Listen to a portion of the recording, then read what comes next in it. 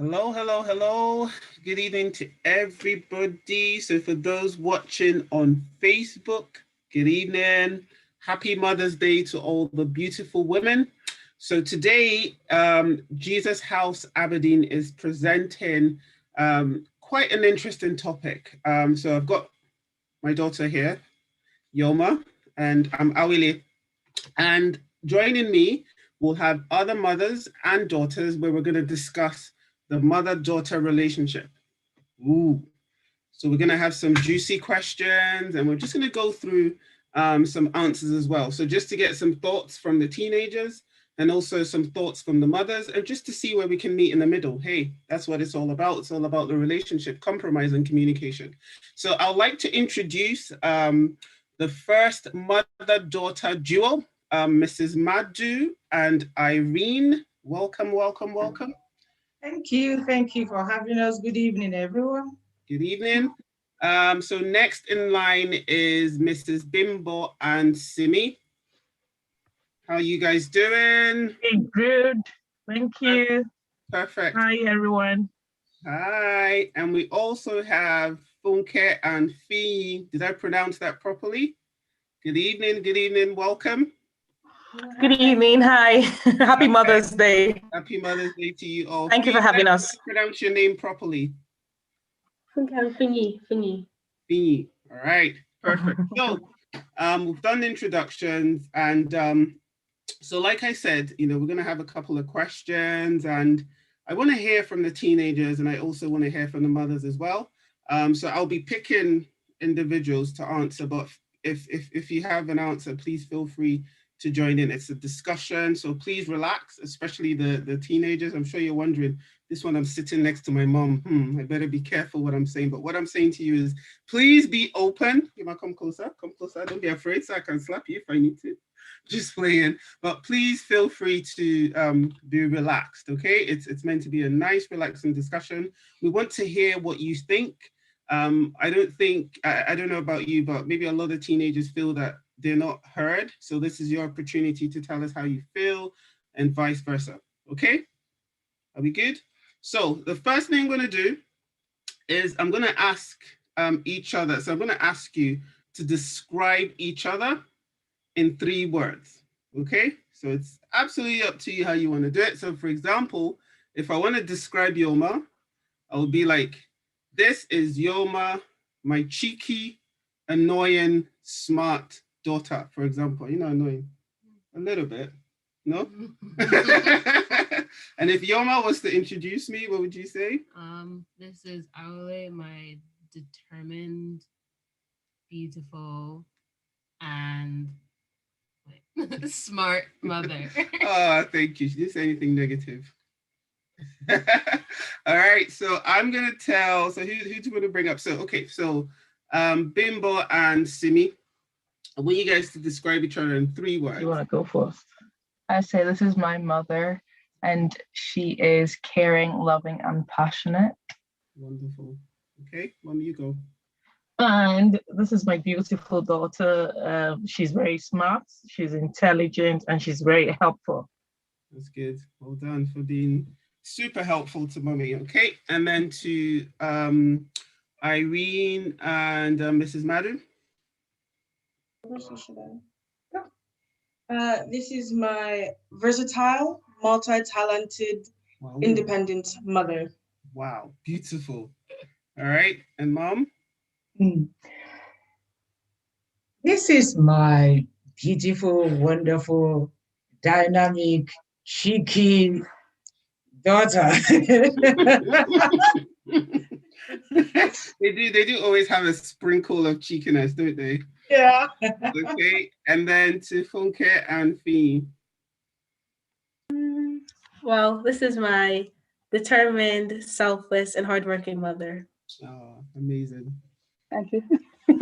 This is my ambitious, independent, and cheeky daughter. Absolutely. Amazing, wonderful. Okay, perfect. So I mean, it's good to know that, the girls look up. I mean, I think one of the most common words I've heard is either determined, hardworking, strong, and that's good because that's how you want your daughter to see you, right? Right, moms? So it's good. So we must be doing something right. And the fact that we feel our children are smart, independent, driven. So there must be something that we're passing on. So that's good. Well done. Okay. So my first question, obviously with the lockdown, the relationship between a mother and a daughter can go both ways in the lockdown, right? I mean, during the lockdown, there's been a lot of challenges for physically, mentally, for mothers, for teenagers, for children. So what I want to know from each of you is, how has the lockdown been and how has it impacted your relationship with your child? Do you feel it's gotten better? Do you feel it's gotten worse? So I'll go with Mrs. Madu and Irene. When you're ready. Okay, I think for me, the lockdown had really worked well because having them in the house every day, I got to see them more from morning till evening.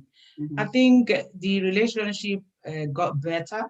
I got to understand them more and also see what they could really do, because it really helped them to find other ways to be creative and helpful. Yeah. So the communications became better. Okay. The arguments, of course, the fightings.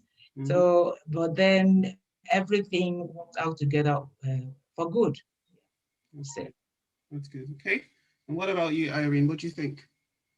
I definitely agree that our relationship got better because we've just been forced to spend a lot of time together, and it's really just helped us see like all sides of each other, like what we do in our own time, what we really feel like, what we really say, and it's really allowed us to just like, you know, make some inside jokes as well, just as we're doing something, just like just with the other person while you're doing it, or just like go see what the other person is up to, and just, you know, commune with each other, just be with each other. So I think it's really helped us build our relationship.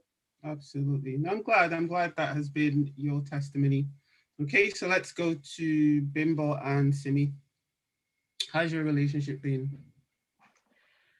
Well, I would say at the beginning, it was a bit challenging and very tough, because, you know, most times she spent most of her time in school, but, you know, it's much better now because we had to step on each other. We had to annoy her. We had to, you know, get things right, discuss things, make sure, you know. So it's much better now, and we are getting to understand each other. And I'm also trying to balance being a mother and being a friend, because that was difficult. You know, now that we're in the house together, and, you know, we need to work things out.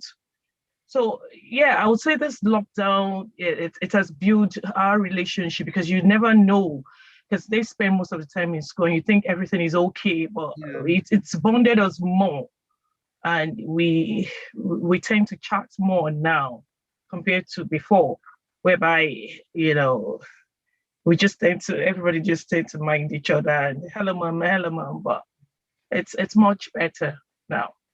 That's good. Okay, Simi, what about you? What are your thoughts?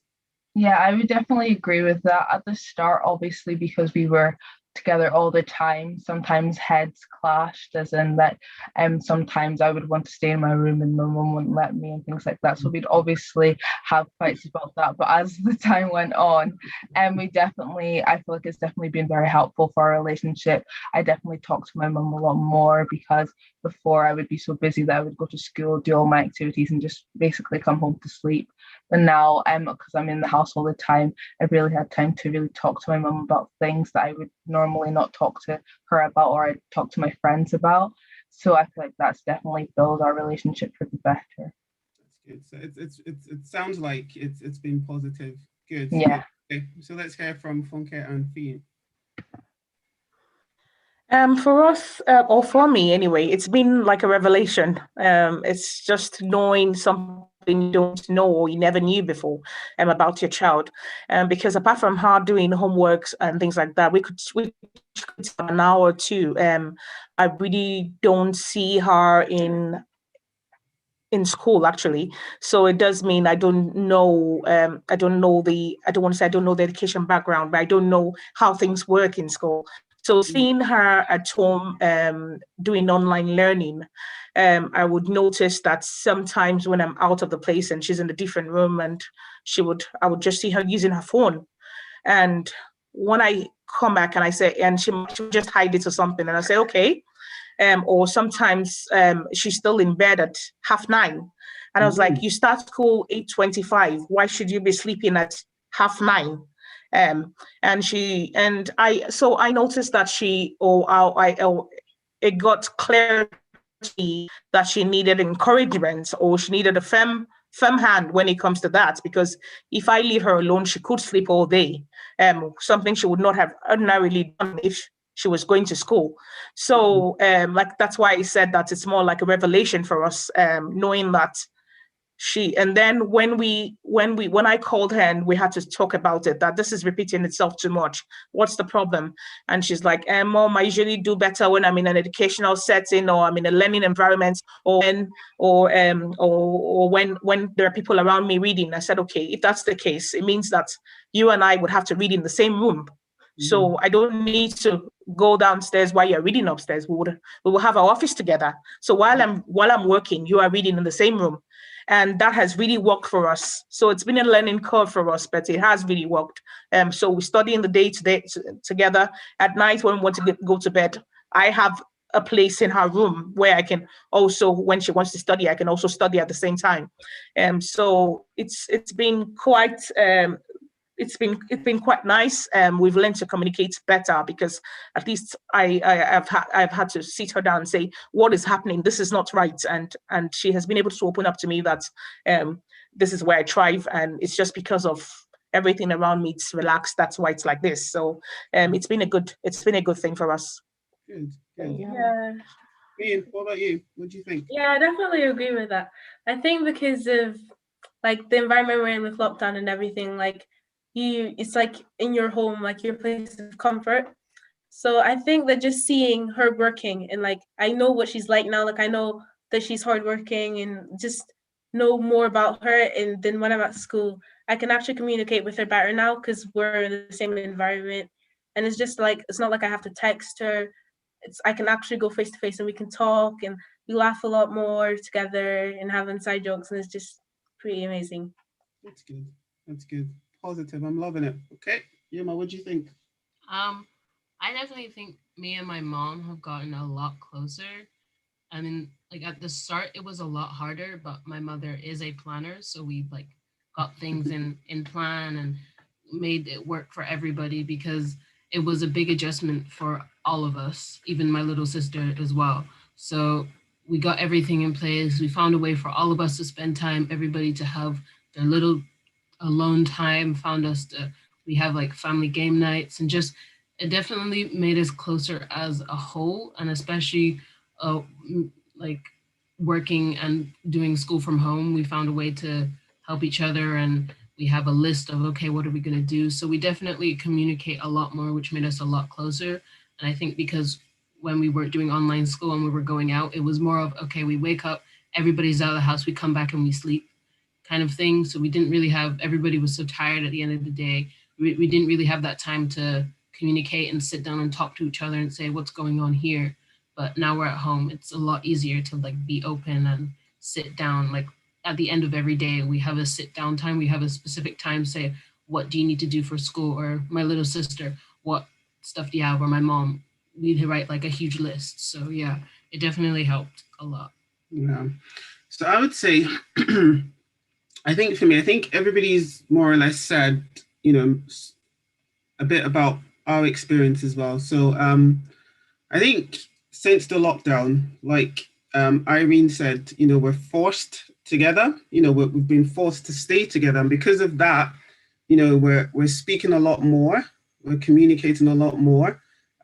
So this will roll on to my next question. I learned things about Yoma that I didn't know, which is, which was, like Funke was saying, she picked up on things. You start to pick up on, oh, she's really good with this, but she needs more support with this, and I need to speak to her more about this, and just to encourage and support. It was really scary. I mean, a year ago, I'm sure, we're blessed to still be sitting here. Thousands of people started March 2020 with us, and they're not here today. So for the fact that we're still here, we're grateful. So hence the reason why, we've worked towards a positive relationship, more appreciative of us, so it has been positive. Obviously it's not been perfect. We've had our issues, we've had our clashes, but I think, with good open communication, we've been able to build stronger bonds. So this rolls on to my next question. Is there anything you've noticed about your child during a lockdown that you didn't know existed before? I think Funke touched on it, but let me just go to Mrs. Madhu and Irene, and vice versa, by the way.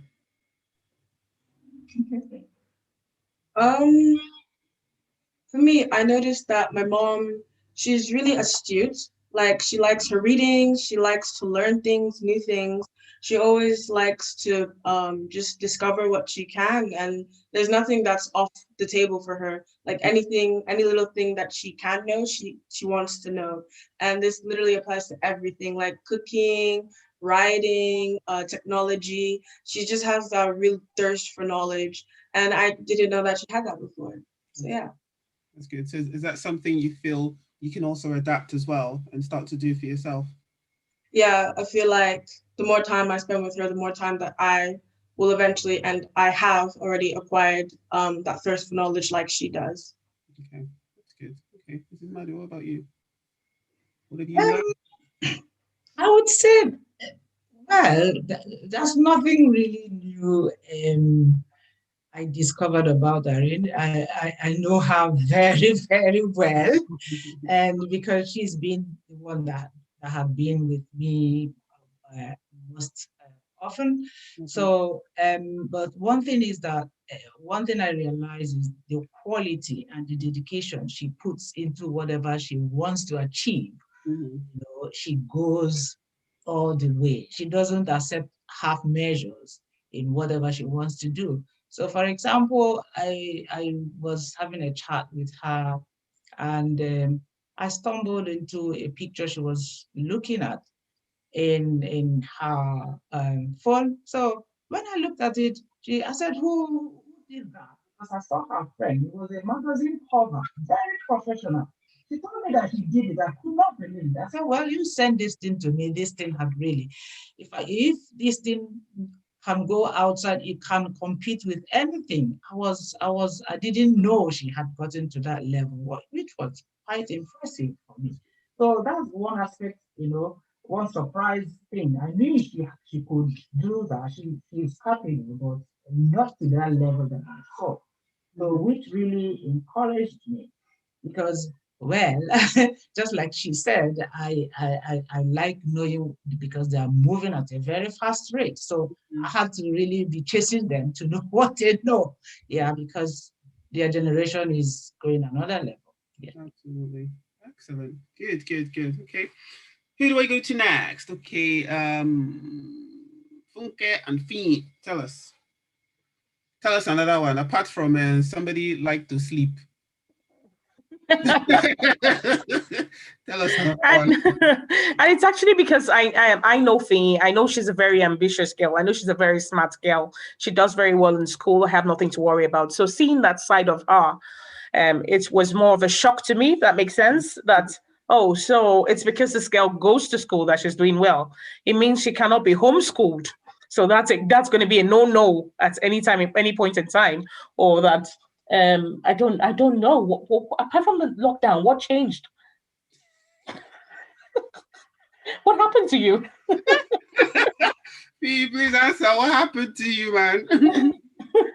I don't know. I think it's just like, I don't know, not having someone, like, whenever I work, study for a test, and I know this is important, I'll work hard on it. Like, I think it's just like my mindset, knowing that, like, I'm not really I don't know, it's not on holiday. It's sort of when I'm with you, and it's just I feel like there's no restrictions, if you know what I mean. So I don't know. But then again, I know there are boundaries and I have to work hard. And I've also noticed that how hard you really do work and just how dedicated you are to your work, if that makes sense. Thank you, but I don't have a choice. I have to school, I have to work. So that's that, like I tell you, that's the same approach I want you to have. I don't want you to think that there's an alternative. There's no alternative. You just have to do well. That's the only option you have on the table. Yeah. Either you do well or you do well. Choose one. No, it's amazing. Honestly, I think the kids thrive. They have structure. So when they're going to school, they have a routine, they have a structure, and as soon as because it was taken from them, just like that. So it wasn't like we had some sort of phase into homeschooling, if you see what I mean. So it was so abrupt, and everybody had to like, whoa, what's going on? Even me, when I was homeschooling my little one, half of the time I was like, whoosh. If not for Yoma, it was after like a term. I said, please come and show me what this Google Classroom is, because I was lost. Because every day all I would see was new post. I wasn't sure which one was today, which one is it. It was like, oh my god. So even for the parents as well, it takes a while to get into that routine, So I mean, Fee, don't worry, I'm on your side, Joe. All right, so let's go to Bimbo and Simi. Have you learned anything?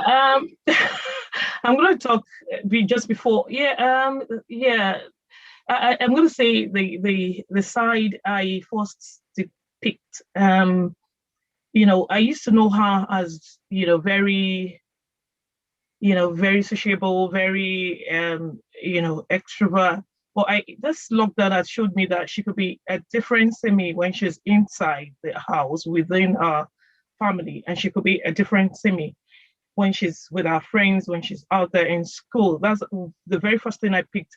Maybe because she's the only daughter and she's got 3 boys. So I just quickly noticed she would withdraw into a room. She wants her space. And I'm like, okay, you can just stay in there all day. You have to relate with us. You have to interact with your brothers, or those ones could be something else. I totally understand when I was growing up what my brothers would do to me.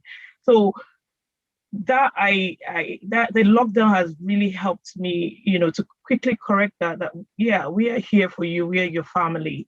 So when she's within the family, she's a different person. She tends to keep to herself, and so this lockdown has really helped me. No, I want you to relate with us the same way when you're out there with your friends. You're sociable. You're speaking out. So we are also human beings. Let's relate together. So another thing, the very good thing, and I've known her to be. She's got this planning skill. She's very organized. So this homeschooling, I could see her books are there, everything. She's got her tags, and she has a reading time. She reads. So you can leave her and go to sleep, even though I'm still checking. Simi, I think it's time for you to sleep. When she was doing her prelims, she everything is intact. So she's the kind of girl that you can. And this has really helped me because I've got 3 other boys. So I'll just, Sydney, I can't be bothered. Let me face this ones. So I can see everything, intact, and I'm trying to make the boys work the same way, even though they're different. So she's so organized. She's so ambitious. She knows, a course, what she wants to a future, wherever career, she knows what part, what school. So she's coming to me, educating me, Mom, do you know that school does this? I'm like, okay, already, that's fine. Well, so I can give that to her. So so that's just the those 2 sides I would say. And she's getting better, and that's why she would say, Mommy wouldn't want me to sit down in my room. Yeah, you can sit down in your room all day. You need to come out and speak to us. Absolutely. Yeah, go ahead, Simi. I would say that one thing I've definitely learned is just how motivated my mum is and determined, especially through her job. she was always doing extra work. She's always trying to break the bar. So if she's meant to do something, she'll go above and beyond. And that's definitely something that I aspire to do, and I do take into account in my own life. I always want to do more than what they've asked me to.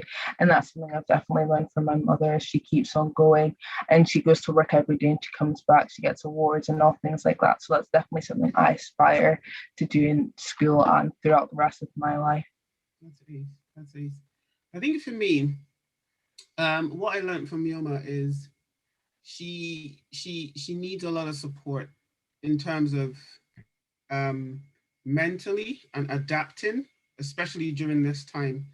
At first, you know, she was doing exactly what everybody does. You know, that default, go to your room, moody, you know, and I was like, what's what is this? Is this a child? Is this an alien? God help me, you know. So it was having that patience to help her work through what was going on, because it wasn't just affecting the kids, it was affecting us too. And me as a mother, I found that I had to rise above that to be able to support her. So it was more of, you know, trying to encourage her, you know, speaking to her more, getting her out of her room. You know, she spoke about my planning skills. I didn't realize that, you know, kids, they thrive when they have a schedule, when they know what they're doing. So Yoma wouldn't just sit and create a schedule.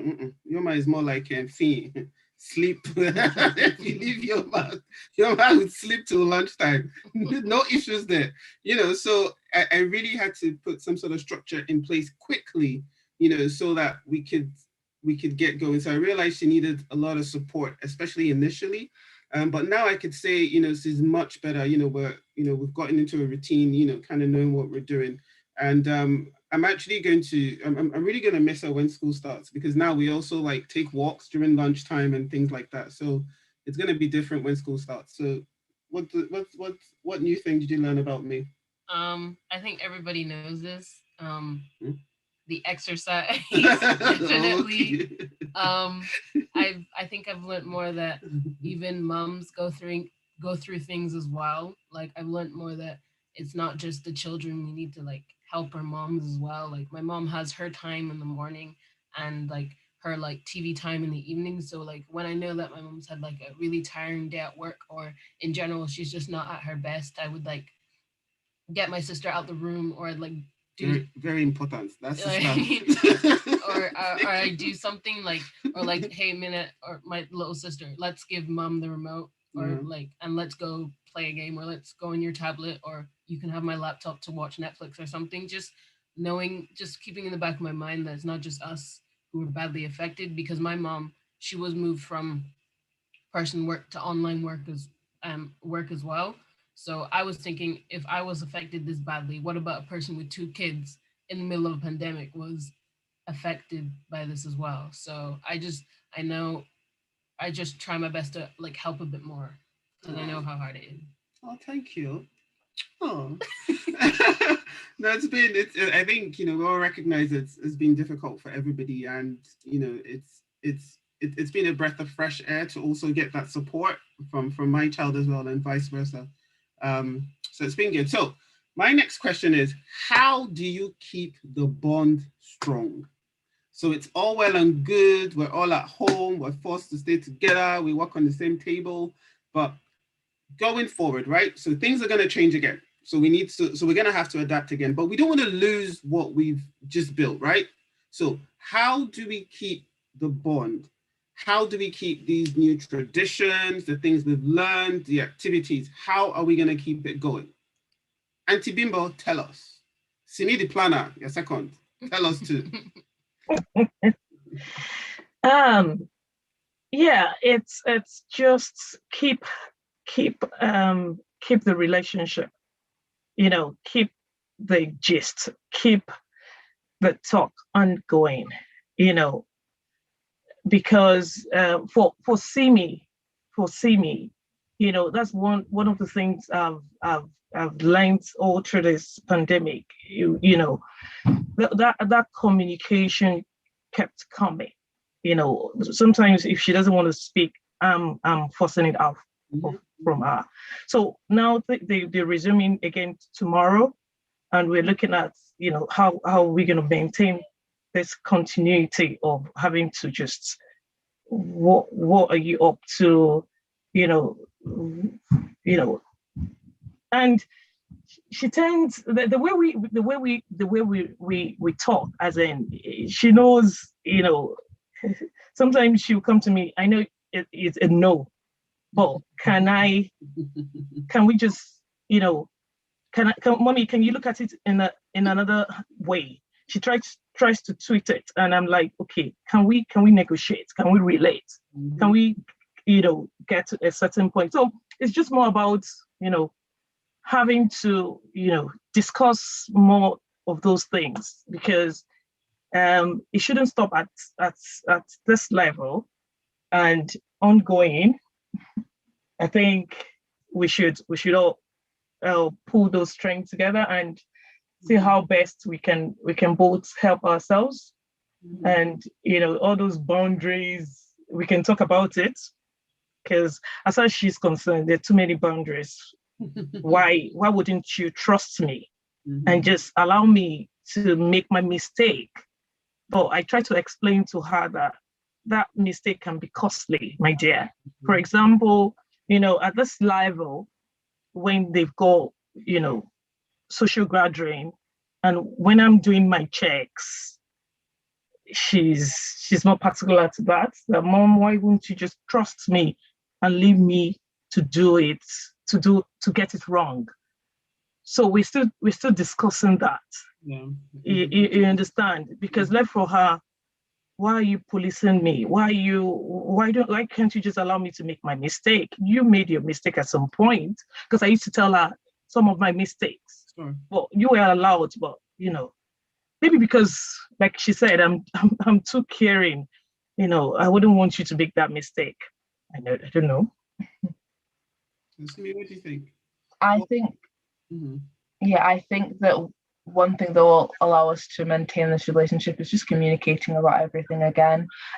Whether it's even the good things or the bad things. For example, maybe if it's a bad thing and you've had a disagreement or an argument, just to understand where other people are coming from.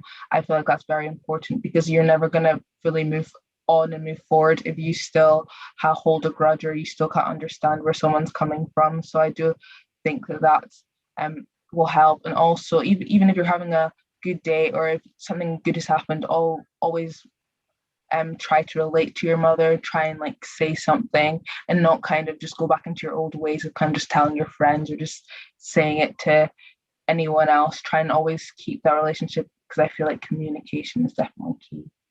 Sure, 100%. Okay, this is Madhu, and let's hear Irene. Irene, you go first. Let's hear what sort of routines or activities will help you maintain this bond you formed with your mom. I think just setting out time to be with each other would really help. For example, currently we have this kind of unspoken rule that Sunday lunches must be a thing. From the hours of 1 p.m. to 3 p.m., we're always sitting together. We always just find ourselves in the kitchen together, eating, talking, and just being with each other. So I think if we can just continue to do that more frequently, just allocate time to just be with each other, then we'll always be in touch. We'll always still know the other person despite the change in our schedules. Sure. Okay, excellent. Hey, Mrs. Madhu, what do you think? Yeah, I think up on that, I'm somebody that really loves experimenting with food. So, and she has taken that from me, and she now frequently creates, foods that I didn't even know exists. I am used to the traditional one, but now, Mom, do you want to have Mexican or Singaporean? I said, oh, wow, everyone. By the time she finished, I said, what is this called? So she's really been creative. There was a week consecutively, she created new recipes, new food. I was just tasting all manner of things. So we kind of connect with that, because I love cooking, I love experimenting. So, and she knows how to bring everybody together. So eating together, having our meals together as often as possible is one of the ways, because we interact, we laugh, joke, and find out what's going on. So through that, like she said, Sunday lunch is becoming a tradition where everyone has to gather together. So, and good enough now, she pulls her elder ones together to come and help her prepare the dish in the kitchen. So today I crossed my legs waiting for them to come out with whatever they've created, which was quite exciting for me. And it was lovely, it was really lovely. So that's a very common ground. We are connecting. And another one she does is sometimes she will organize movie nights in the house or kind of bring a game. She was the one that introduced me to these Kahoot games. Sometimes she brings Monopoly. So we all do those things together. And of course, it's quite fun. One thing with her, she doesn't like losing. So, it's always a fight. Sounds like my second daughter. That's good. That's good. No, it's so important. I think for me, so Yoma and I have this tradition where we walk during lunchtime. Not just that, but we tend to do chores together. So for example, if I'm washing the dishes, it's cleaning the gas. What else do? We do TikToks. I want to continue TikToks. No, we do. So we just have different ways of just connecting. So I think for me, just doing things together, even if it's the cooking, even yesterday, I was like, I was cooking, she was spicing the chicken. So just being in the same environment and speaking. So even when sometimes she's in youth church, she would give me one of the AirPods and I would listen so that we can discuss it afterwards. And so for me, it's just constantly creating the opportunity to spend time together and to talk, whether you're doing chores together, doing TikToks, or whether it's dancing or whatever, whichever way you want to connect. For me, what do you think? TikTok, no? Well, I definitely agree with my mom. Like we've definitely starting to do more things together. Like as I said before, like it would usually just come home and everybody go to their room, sleep and wake up. Like we definitely have more time to do stuff together and like we have more activities that we usually wouldn't do together and we do together, and our little traditions of walks, and you do the plates, I do the floor, and stuff like that. And even my little sister as well, she's old enough to do some chores now. So definitely what my mom said, just creating opportunities to spend time together. Because even when you're not talking or we're in the same room, it just being together in the same room helps, or just play music in the speaker while we're cleaning or put on a movie. Just little things that you usually wouldn't do together or you do by yourself, just do together. Yeah, that's it. I agree. Okay, Fee, what do you think? Don't say sleep. I'm going to use against you. No. I think it's just to do with like consistency. Like we'll be not just me and her, like the rest of the family, like my sisters, sometimes even my dad will just be in the kitchen cooking, because my mom cooks a lot. She does like she cooks one day, and that the amount of food she cooks for that one day will be one month. And so that's what she does. So every month it's 4 hours cooking that a certain day, and we'll just be different chores like to help her with that, like maybe cutting things or washing the dishes. And not just that day, like any other day will just be some music playing, we'll be dancing, we'll be singing, we'll be talking. And even when we even study together, like we have like my room and then there's an area for studying, and like we take breaks and then we'll just talk. And just any time I'm with her, like it's just a daily activity now that we're in lockdown. I'll always be with her and connect, I guess. Okay. Mama, what do you think? Everyone has made very excellent points. You have discussed communication, we've discussed having common grounds, we've discussed doing things together. I would like to add that it's also important that after this lockdown, when we all go back to normal activities, we should all also emphasize and re-emphasize trust. We need to maintain that trust. We need to let these children know that we trust them and they should trust us. I always tell her, you can tell me anything, even if it's bad, you can tell me anything. The worst I would do is chastise you, but it won't go more than that. At the end of the day, I will still cover for you. At the end of the day, I'm still here. I'm still going to be your mother. Nothing is going to stop that. If you, God forbid, bad thing, if you kill someone, I should be the one who should call to come and help you bury the body. You don't have to. No, that's extreme, but you get the picture. You get the picture. But but what I'm saying is that, God forbid, don't want to screen anybody, but I'm just trying to let you know that there's nothing you should not be able to tell me. I don't want you to think this is the limits. There is no limits when it comes to you and I. I'm your mother, you're my daughter. I don't want there to be any boundaries. Tell me anything. I will never see fire and push you in it. I can't see something bad. When I tell you don't do this, or when I tell you do this, it's at the end of the day, it's you, it's all for your good. It's in your best interest, it's in my best interest. So I think we should always continue to emphasize the place of trust in the relationship, because I think that's key. Sure. I mean, it's so important. I'm glad you mentioned that. You know, I think that's something I also learned as well. You know, when, you know, it got to a point, Yoma would come to you and be like, "Mommy, what was the last time I said? Peer pressure. I didn't give in to peer pressure. Mommy, you have to hear this." I'm like, "What happened?" And she told me, she's like, see. I'm like, "I'm so proud of you." You know, so it's when you put that trust in them, you know, they you know, when they know you trust them, then they can go out there and they feel more confident knowing that, okay, actually my mom trusts me, so she's trusted me to make the right decision right now, so I'm going to make sure I make the right decision so I can feed that back to her, and you know, and let her know so she can be proud of me. So that's quite good. So we need to carry on that trust beyond and after lockdown. Okay, so we've all talked about how wonderful our relationships has been. We all know that life is not always like this. Sometimes it's like that. All right. So we're going to delve into the realm of conflict resolution. When you disagree, my child, strong-willed, has an opinion, you know, goes to an all-girls school. So you can imagine some of the views, and you're like, wow, really? So when you disagree, you know, you have an opinion, your child has a different opinion, and you're like, oh my goodness, how do you resolve it? How?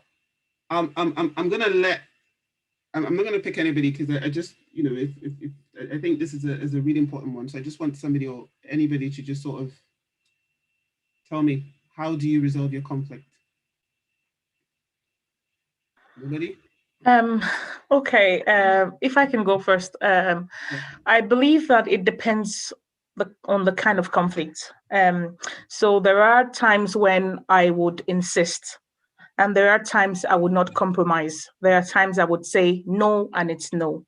There are times if I think that what the issue on ground is something that would not really affect her if she makes her mistakes, I would let her make that mistake. If she chooses, if I see her with a bad friend, for example, and she chooses to continue to mingle with that friend, and after I've told her that this person is not right for you, I would stop her from going out with that kind of friend, for example. But if she talks to that friend in school, I might just leave her and let her see the consequences. And most times, maybe something that just happened, and she ended up being bullied by the girl. At the end of the day, they ended up being harassing and things like that. It ended up throwing stones at her. It was that bad. And she was saying to me, that was months after I told her this girl is not a good girl, and she's come to me saying that, oh, you warned me about this, and I was like, I warned you, but the way I've resolved that is I allowed her make her own mistake, because I know that it's not a mistake that would cause so much damage. If it's a mistake that would cause damage or that would really hurt her, then I would insist and reaffirm that no is no. So that's the way. So I try and find the balance between compromising sometimes and insisting on other times. I was telling her today that there is a proverb in my place, there's an adage that says that what an old woman sees when she sits down, what if a child climbs on a tree and looks around? That child will not see it. And that's where the difference between me as the mother and you as the daughter. So when I insist on some things, I'm insisting on them because I know this is not good for you or this is good for you. And that's where you have to emphasize the issue of trust. I want you to trust me that when I make a decision, either for you or when I ask you or when I lead you in a direction, I'm leading you in that direction because I know that's what's good for you. I'm not leading in that direction because that's what's convenient for me. Or I'm not saying no because I don't want to give you this, or I want to be mean, or you're being punished. I'm saying no because this is it. So most times you also need to give a reason behind the decision you're making for them, or the decision or what you're refusing them from having. So they need to know, they need to understand. So it's just finding the right balance. That's my opinion. Okay, that's good. Interesting. Okay, Fee, what about you? Where your mom says no, an explanation or not, what do you do? At the end of the day, like, it depends on the situation then again. Like, if it's something that's not major, like that I don't know. I think, like, at the end of the day, she knows best for me. Like, and she's my mother. There are some points where I know that, like, this, like, I think I'm right, and I'm absolutely positive. And those are the situations that will go to her, and I'll talk to her and, like, absolutely try and convince her. But if she says no, then that's it. Like, I can't do much about it. Like, just cry myself a bitch, get over it. Like, I don't know. So at the end of the day, mom's still in control, right? Is that what you're saying? Yeah. And sometimes these children also have a way of being, I don't know what they're trying to be political sometimes. So when they don't get something from you, they go to the other party. So they go to my husband, and I've made sure that my husband and I are always on the same page. And the first thing, when he comes to him with something, the first thing he will say is, have you spoken about this with your mom? What did she say? And so when she comes to me too, that's the first question I will ask her. Have you discussed this with your dad? What did he say? So there are times they want to be smart, but at the end of the day, I think it's all about trust. She knows that I won't do anything to her to harm her. Absolutely. Okay. Who's speaking next? Mrs. Madden? Yeah. Or... Oh, okay. Yeah, go ahead. Go ahead. Yeah, talking about conflicts. Yeah, there will be conflicts, especially when you're talking about mom and the daughter, because I can still remember those conflicts with my mom, and I used to tell my daughter I had quite a number of conflicts with my mom. I never agree with my mom. We're always fighting. It's okay. We're best of friends now, but looking at it now, what I wanted to do then, if she had allowed me, it would have been a disaster. The other time I was saying to her, I was saying something about, she probably thought, this goes to this aspect of because that's what she would always emphasize. Mom, but you're seeing it in another angle. I'm seeing it from another angle. Can you please listen to me?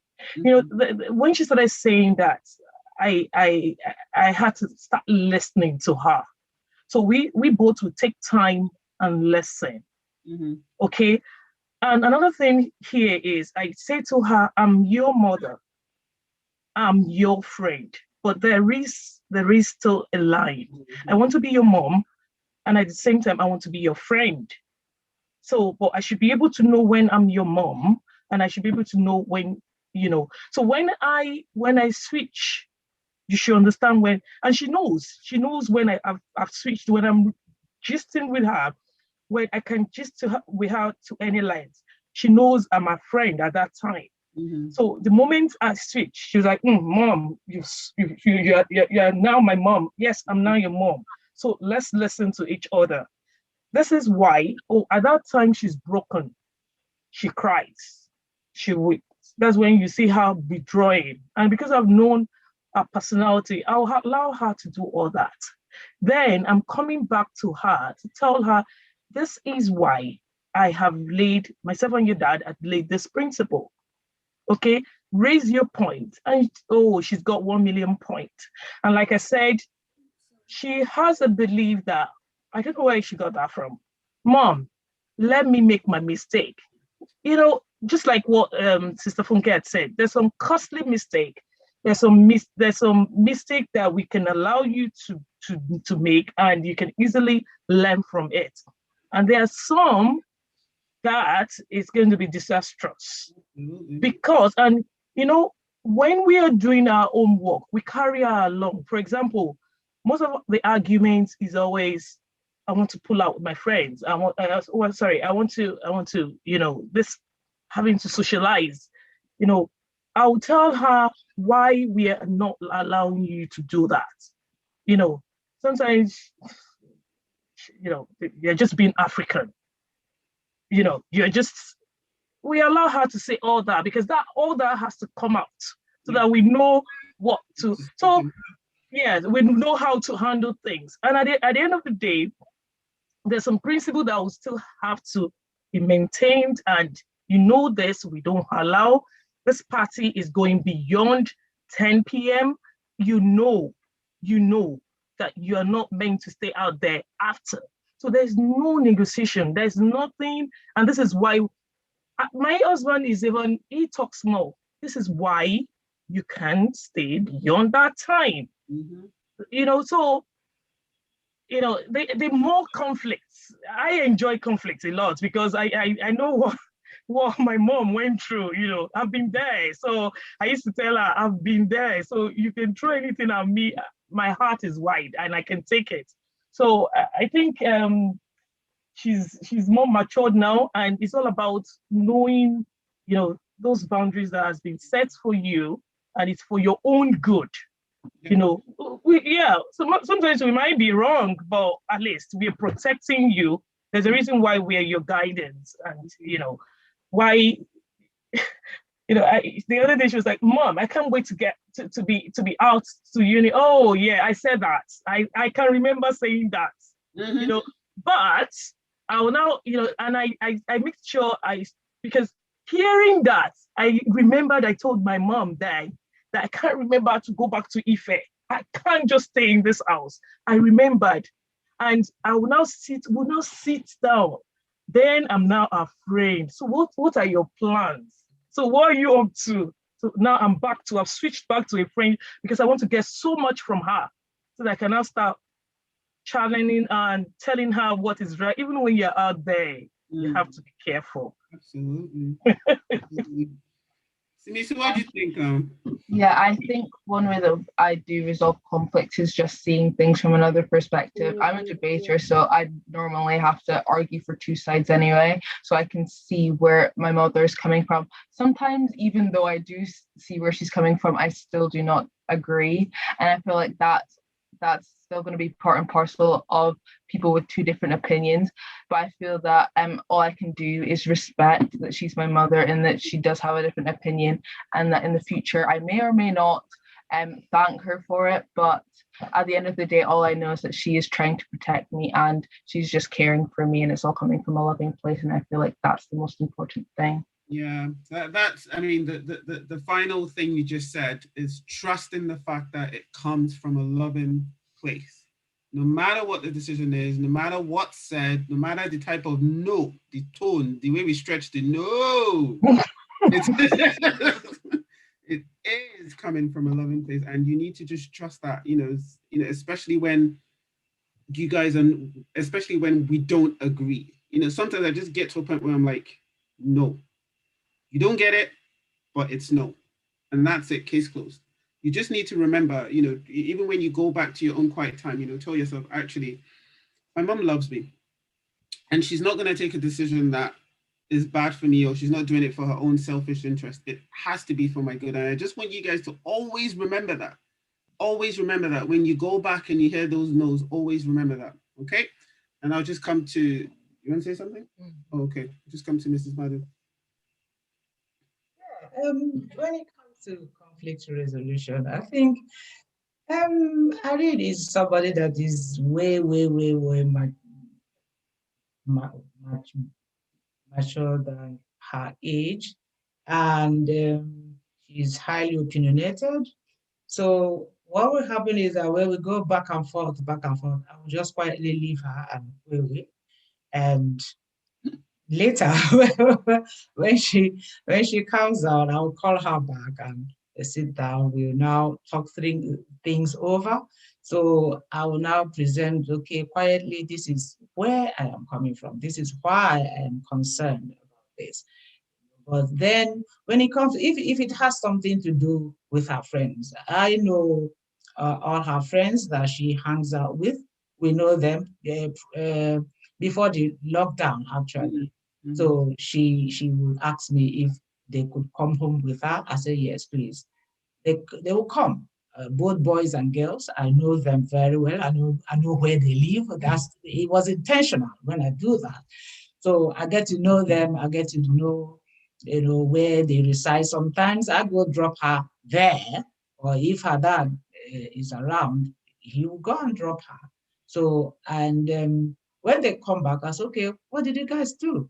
And, we just communicate. But she's one person that is very, very smart. She knows the boundaries that she will not cross. So, and if anything happens, she will come and tell us whatever that had happened that was not, nice. And she knows when to step back or keep away from wrong company that will influence her. So for her, I'm not too worried about her when she goes out there, because she had always known what to do. But one thing I normally drag with her is that of, timing, because when I was growing up, our own time limit was 9 p.m. So whenever that 9 p.m. time it sees 9 p.m., I begin to panic, I begin to get worried. And I said, where are you? Please, could you please start making your way? I said, I am coming to pick you up now. She said, oh no, we are still hanging. I said, what are you guys still doing? So, but then of course, as parents, we're supposed to be very concerned about their safety and being females, although things are relatively calm in Aberdeen, but then when it comes to that conflict, yes, we will have time later to talk things over. Yeah. Okay, that's good. Irene. I think that in terms of conflict resolution, it's always really, really, really important to understand and then seek to be understood. Because when you understand where the other person is coming from, like the base of what they're trying to say, it is so much easier to talk to them and to communicate with them and to come to a mutual consensus than it is when you're both just having a shouting match, not understanding, not wanting the other person to like understand you very much. Like you just want to like win. You just want to get your point across, but you're not really interested in what the other person is saying. So I think when you understand and then you seek to be understood, conflict resolution is so much faster, so much quicker, so much easier. So yeah. That's good. She's wise, oh. So did you hear what she said? She said when you when you understand and seek to be understood, that's important. So not just understanding where someone's coming, but making sure that that person understands where you're coming from. That's key in conflict resolution. So that's something we have to do, and we have to remember. I wanted to say something. I think I've definitely grown to um understand both sides of the argument, especially now that I have a little sister who now is forming her own little opinions. I think I'm starting to understand a lot more where my mom is coming from when she tells me no, because I hear myself saying things that my mom says to me, like my sister's like, why? I'm like, just no, just please, just stop, just kind of those things. And I think now that I'm almost doing the same thing with my sister, I start to understand where my mom is coming from. So I tend to like argue less. And plus me and my mom usually have the same understanding, or we find a way to understand each other in a short amount of time. So I think it's definitely easier for me now. Like when my mom says no, I'm like, okay, I'm sure it's for like the perfectly fine reason, because I do the same thing with my sister.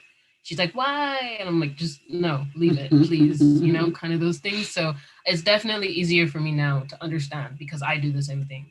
So yeah. Mm-hmm. So I think for me, conflict resolution, like everybody sort of raised, the same points. It depends on what it is.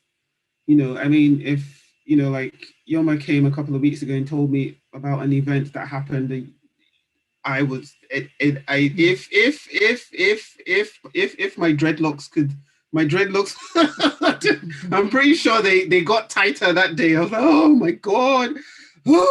You know, so there are things that will make you mad as a mom. It will make you so mad. It's okay to be mad, right?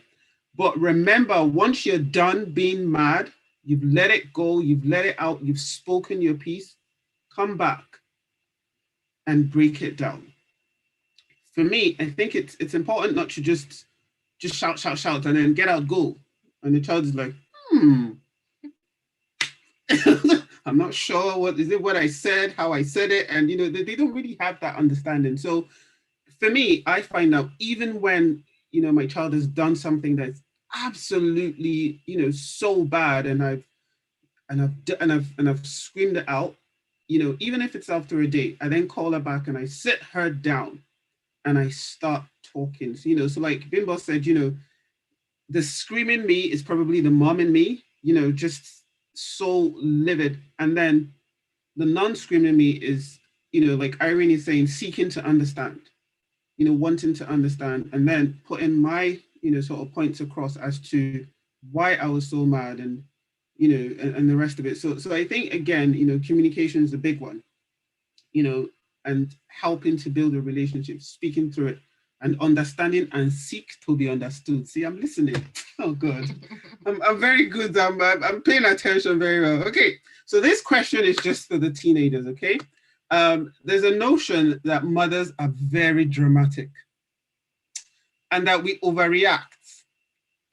And I just want to know what we can do as mothers to, should I say, change? Do we want to change that perception? But just tell us what we can do to help, you know, manage the, you know, the drama that we bring. I'll go with our wise one, Irene. Tell us. Well, personally, I think that the reason that moms are so dramatic is because they see us still as their babies. Like, no matter how old we get, we're always just still their babies, and they need to protect their babies. But they also need to understand that we're also growing, we're also becoming smarter by the day, we're getting our own experiences, we're learning our own thing, and that we are not babies, and you do not need to protect us. You don't need to be overprotective. You don't need to always watch out for us, because we're smart. We can do things by ourselves. We are independent, but we do appreciate the caring that you're trying to do for us. But please do know that we can take care of ourselves. Okay, so this is just for the teenagers. I'm going to zip it and just keep quiet. All right, Fee, what do you think? Is your mom dramatic? Mm-hmm. Is my mom dramatic? Yeah. I don't even know where to start, but I think it just shows that she cares, and I really do appreciate it. And with the mistakes as well, like let me make my own mistakes and freedom, and I think it's just like what Irene said, the protection. She's just trying to keep me safe, if that makes sense. Like, she still views me as a baby like that, and yeah, I think I appreciate it though. Yeah, baby. I'm not a baby. All right, Simi. I would say that yes, the notion is actually correct. I mean, there's no smoke without fire, but I feel like especially for African or foreign mothers is a bit more intensified. I think that's one because I think it's because one, they also didn't grow up here, so the traditions and the things that happen here are quite alien to the way they were brought up. So obviously that adds to the anxiety and they might have in a young child growing up in a place where they don't know. But I feel like one way that they can stop being, I guess, so controlling or controlling or overprotective is just really just trusting their children. I feel like if there's not a reason for for you not to trust your child, then you shouldn't not trust them. So if they haven't broken your trust before, I don't think that there's a reason for you to go about and try and like control every part of their life. I feel like that's really important. You can't speak. You're not. You see your mom's face? She's like,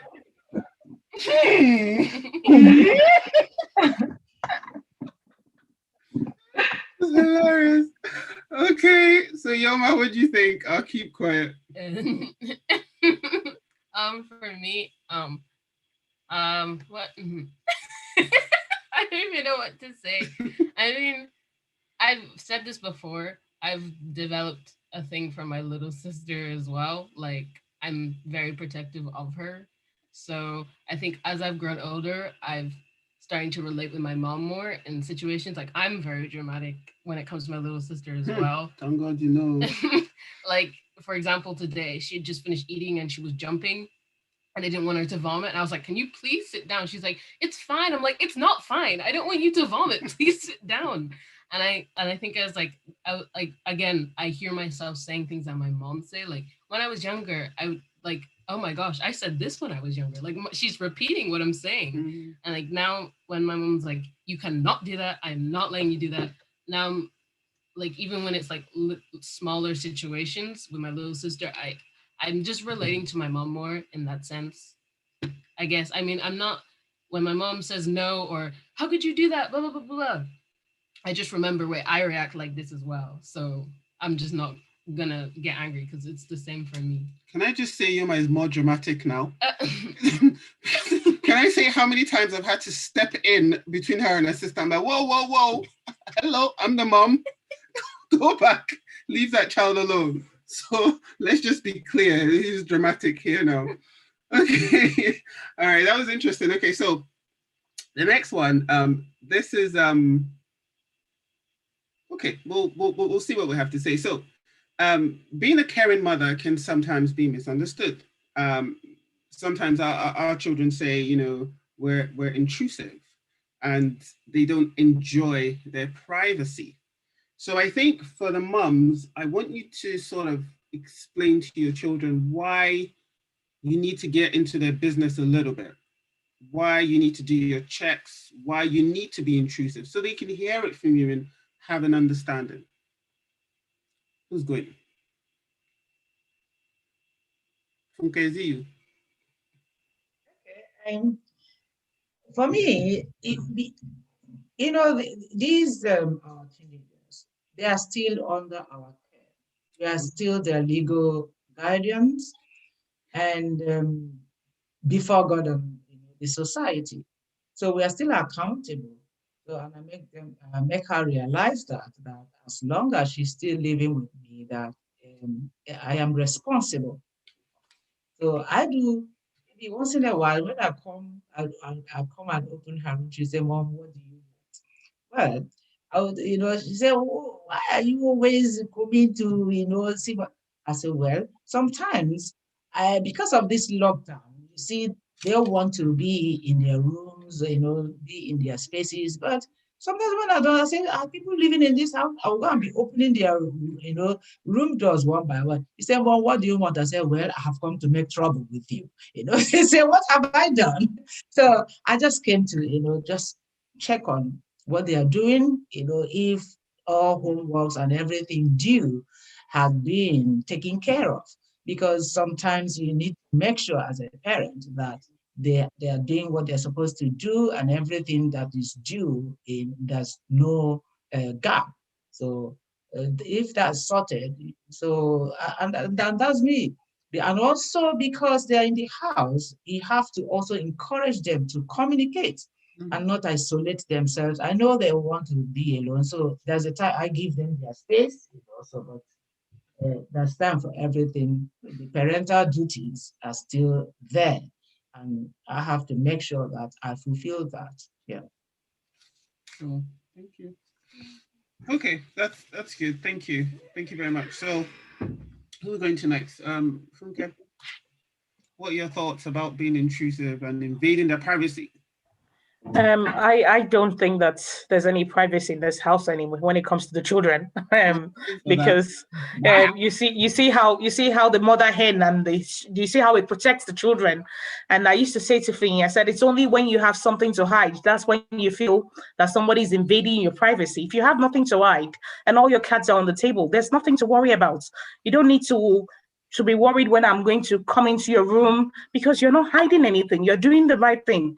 It's only when you're doing the wrong thing or you're doing what you're not supposed to do, that's when you're scared that somebody will catch you. If you're not scared of, if you don't have anything to hide, you don't need to worry about anything. That's the issue. And also about being intrusive, I don't think there's anything like that when it comes to mother and daughter. I feel this relationship is all about trust. I want you to trust me. I want to trust you. So there's it's not that you don't. I know when to give you your freedom. I know when to give you your space. But I also want to know what's going on. It's all about communication. It's all about talking to me. It's all about me talking to you. I'm listening. So there's really. And what I do is that I try to let her know the kind of environment we're in, where the place. So this is the UK. This is not Nigeria.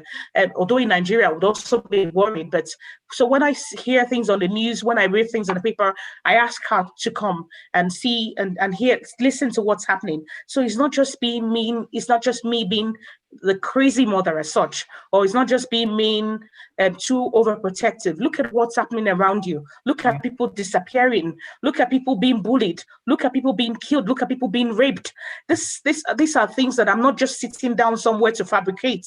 Look, I want you to read this. I want you to see this on the news. So this is why I'm scared. This is why I'm being protective.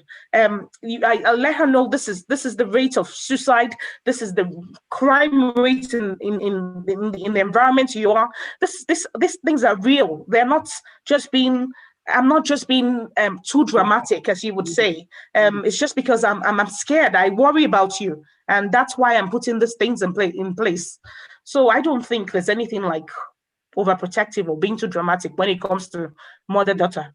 No, I think for me, when it comes to privacy, I'm an open book with my child. For example, her thumbprint opens my phone, and we share the same is it iCloud? Yeah. So our phones are basically, when she's taking pictures on her phone, it's on my phone. When I'm taking pictures on her phone, and I felt I needed to be that open so she could see that I have nothing to hide. Like literally, Yoma knows my. If anything, I invade her privacy more because her room is the upstairs living room. So if I'm not in my room, I'm mainly there. So if anything, can I go on your phone, please? Or like I just grab her phone and just going through it for fun. I don't have anything. I'm mainly on her phone anyway. Yeah. So I did that so that when I grab her phone and I'm sort of reading through as well, she can know that we've got nothing to hide. All right. You know all my friends, all your aunties. I should know all your friends and all the conversations and the things you're talking about, you know. So there's no intrusion here, or there's no my privacy or anything like that. We're quite open. So that's the way I deal with it. You know, for me, I'm an open book. So why should you hide? Why should I not know the code to your phone? Why should I not know the password to? I think you know how to move my password. You know. I mean, it's on my phone. So I feel so that's how I've sort of treated privacy. You know, for me to be that open, I expect the same from you. You know, where I'm going, I let her know. Even when I'm going for a run, she knows. You know, even when I take her phone off her and I'm going somewhere, I'll give her a phone. I said, I'm going out, so here's your phone, and she knows where I'm going, and that's what I expect from her as well. So the way I communicate with her and sort of update her about what I'm doing is what I expect her to do with me as well, because that's the kind of openness that I'm looking for. Okay, Bimbo. Yeah, I think yeah, we've all said it, but you know, relationship do grow and trust. You know, it's okay.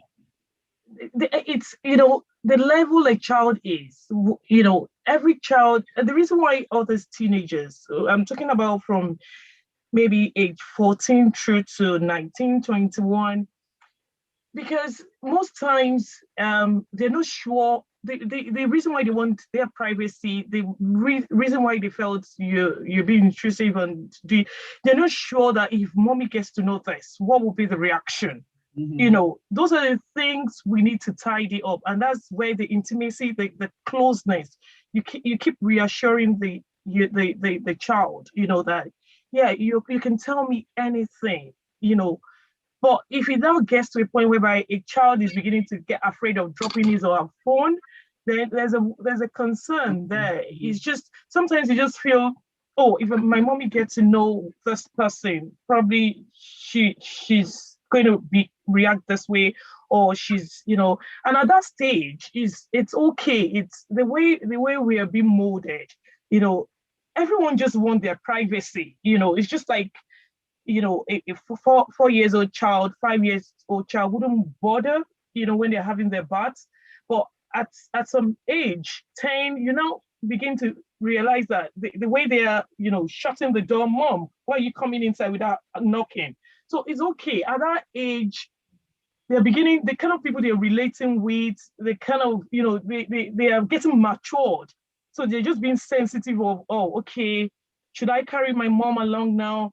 Should I not? What will be a reaction? So that is where we should be standing. Just keep reassuring them that we're there. Just speak to me. I'm here as your mom. I can listen to anything. I can advise you. I can teach you, you know. So as time goes on, the child frees up, as in the child comes home, can tell you anything. Because I was just looking at when I was growing up, it took me a while before I could discuss anything with my mom, because I just noticed when she hears this, she's either she's panicking, or, but after some time, you know, I could easily, mom, I'm this, you know, I'm that, you know. So I think it's something we need to, there shouldn't be any privacy between a daughter and a mother if things are going on well. You both should be open to each other, to be honest. But it's just that they're just not sure of, okay, maybe I'm going to be grounded, or if I just disclose this thing to my mom, maybe, you know, this is going to happen, or that is going to happen. So I think, yes, we have to begin to work at that as parents. And, you know, the closer we get, I try my best each day, you know, just keep working at it. Yeah. And before you know it, the child tells you everything. Yeah. Absolutely. There was something I used to tell Yuma when she was younger. I tell her, if you don't tell me, Holy Spirit will tell me. If you don't tell me. And honestly, there will be instances where my spirit will just tell me, you need this something, you know, and I would go into her phone, or I would maybe, you know, she's gone to maybe open an account on social media where she wasn't, and I will see the kind of conversations. Flesh and blood do not reveal it to me. Oh.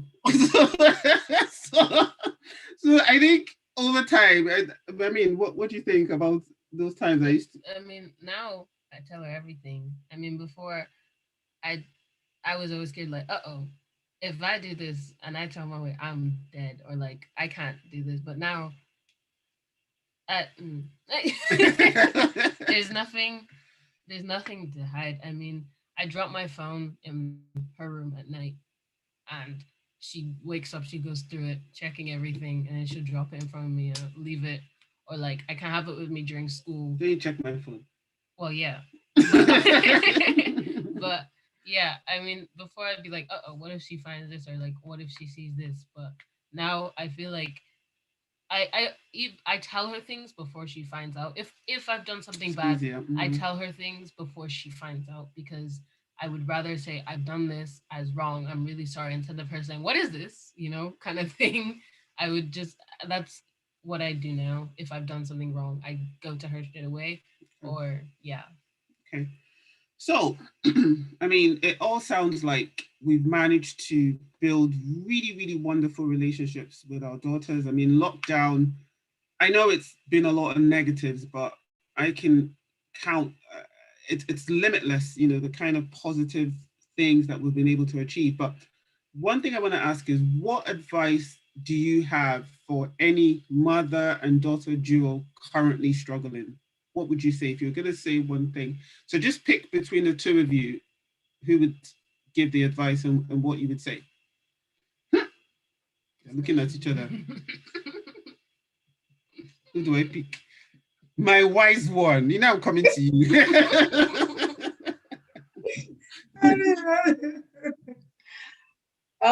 I would say just find one thing that you guys can talk about together. Just one thing that you guys have in common. Just one common ground that you guys can share. Just find one thing. And then from there, just build on that one thing and then find out more about each other. And, eventually that trust in that relationship will build itself. But for now, if you're struggling, just find one thing that you and your mom have in common. That's good. Perfect.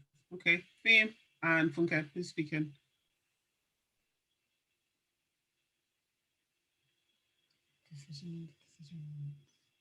It's still on mute, I think. Sorry. Although we did rock, paper, scissors to choose and she won, I'm still going to be the one to talk. So sorry about that. So I think for me, patience is what I would say. It's because the mother and child need to understand that sometimes they're sitting on they're on two different sides. Although they both love each other and they are both working towards a common goal, but sometimes they are sitting on two different places and they need patience. The other person needs to learn how to catch up with the other. Most times is the child running forward and it's the mother trying to make sure that she maintains the pace or try to catch up with the child. And sometimes what's required is orientation, because sometimes we parents just don't know. Sometimes I see them on TikTok, I see them on Snapchat. I say, what is that one for now? I know Facebook, I know WhatsApp. Which one is TikTok again? Which one is Snapchat? So most times these children, they know too much, and we just need them to be patient, and we need them to explain things to us so that we at least would understand. So the need for patience is there. So can I just say that any app I don't understand, delete. If I cannot work it, delete it. I understand TikTok, so we can do TikTok. Okay. What do they do on TikTok? Dancing. She says it's for dancing. I don't know how somebody will create app for dancing alone. Anyway. Don't worry, I'll do a session on TikTok. Don't worry, yeah. Thank you. Go ahead, Bimba, see me. Yeah, I would say that just communication is the key thing. It just helps with everything. By communicating, you can, like Irene said, find common ground in something you like to discuss or like to do, but also it can also help you just to understand each other better. And gradually through just communicating and talking more either about your issues or about something you like, the relationship will build itself. You can kind of see with friends and things, if you've met a best friend, one thing that you do is communicate a lot, because everyone has acquaintances and friends they speak to on and off, but people who speak daily are what you would call your best friends and people who you would actually confide in. It's the same with any relationship or a relationship with your mother, in that in order to keep the relationship or keep a good relationship, just communicating every single day about either things you disagree about, you agree about, anything that brings common ground is good, I'd say. 100%. Okay. I would say try and see where she's coming from, your mom is coming from. I mean, I've definitely gotten to see, even if she doesn't tell me the reason why, from knowing my mother and having discussions with her, I would try and say, maybe this is why she's saying it, even if she hasn't told me. So before, if I would get a no, I would have my little attitude start to close off and stuff. Start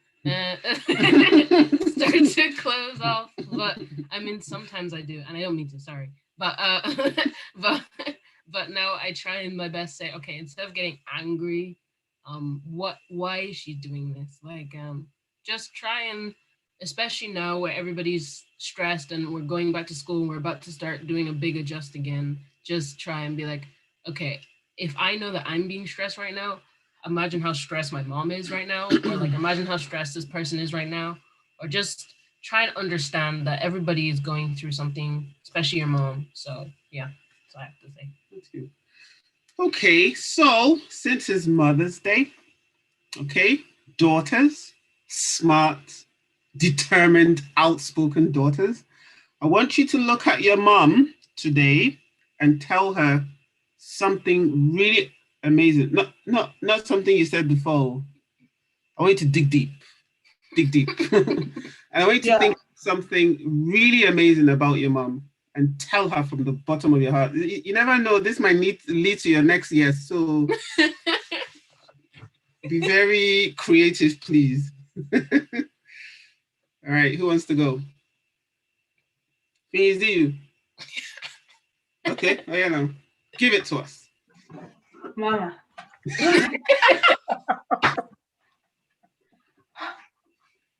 I'm so proud of you. Like everything you've done for me and for family.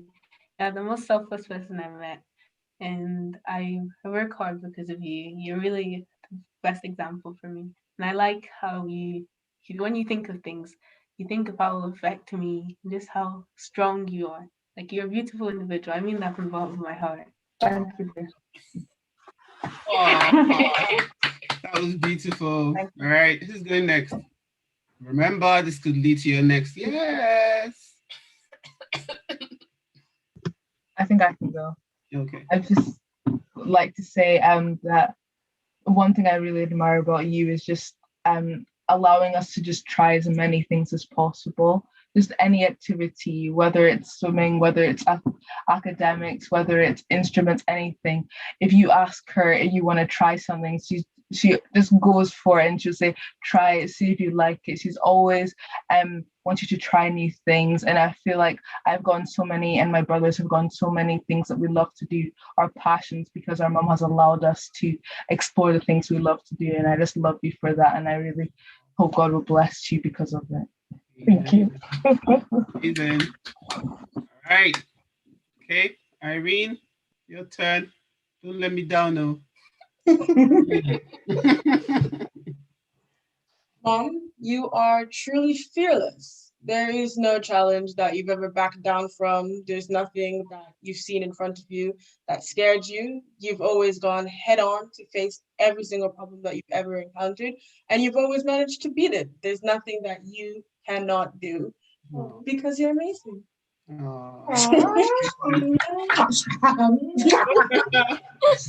pressure. No pressure. No.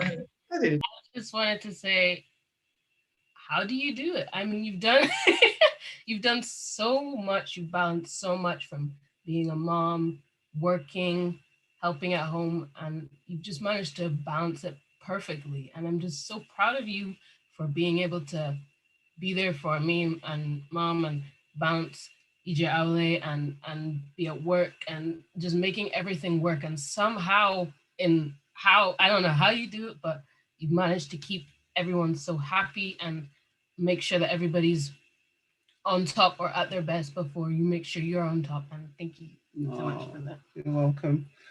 Wow, it's been an amazing discussion. I want to thank all the mothers. Thank you, Irene, Mrs. Madu. Thank you, Fee, my sleeping princess. Which princess sleeps? Is this Sleeping Beauty? Thank you, Funke, and thank you to Simi and Bimbo. It's been a wonderful discussion. I hope we have an opportunity to do this again. It's been amazing. And I just want to wish you all a very wonderful Mother's Day. You still have less than 5 hours to go.